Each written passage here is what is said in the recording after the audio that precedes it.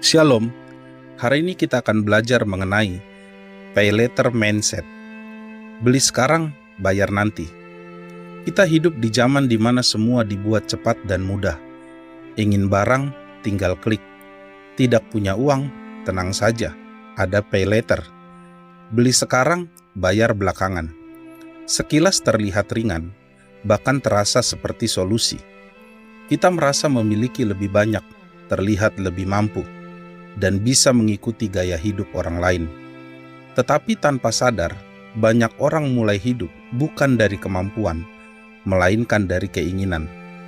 Amsal 22 ayat 7, firman Tuhan berkata, "Orang kaya menguasai orang miskin, yang berhutang menjadi budak dari yang menghutangi."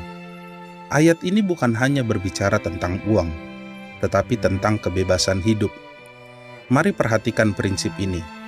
Utang produktif sering membantu orang berkembang. Itu pun kalau seseorang dapat mengelola pinjaman itu dengan baik dan benar.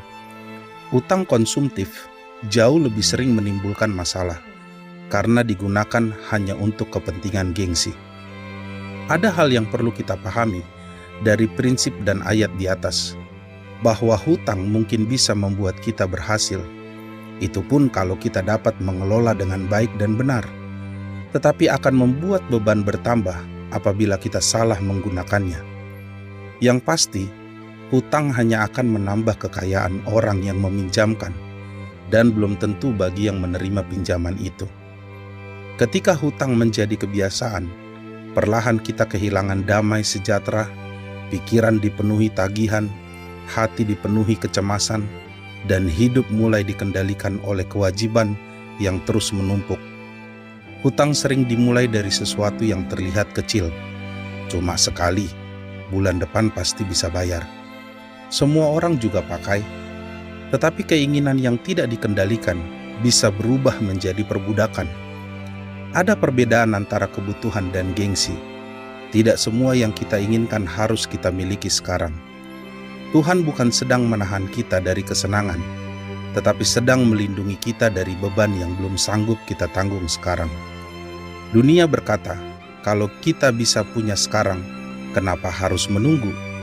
Tetapi hikmat Tuhan mengajar, cukupkan dengan apa yang ada padamu, bijaksana dan tahu menguasai diri. Karena apa yang kita miliki dari hutang mungkin membuat kita terlihat memiliki kelebihan, tetapi kenyataannya sedang menumpuk beban. Tuhan rindu anak-anaknya hidup dalam hikmat, bukan dalam tekanan. Bukan hidup untuk terlihat mampu, tetapi hidup dengan hati yang tenang dan bertanggung jawab.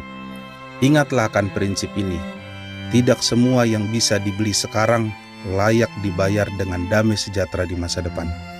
Jadi hiduplah dengan bijaksana, cukupkan apa yang ada pada kita, dan berusahalah untuk terus bekerja untuk hidup yang lebih baik. Tuhan Yesus memberkati.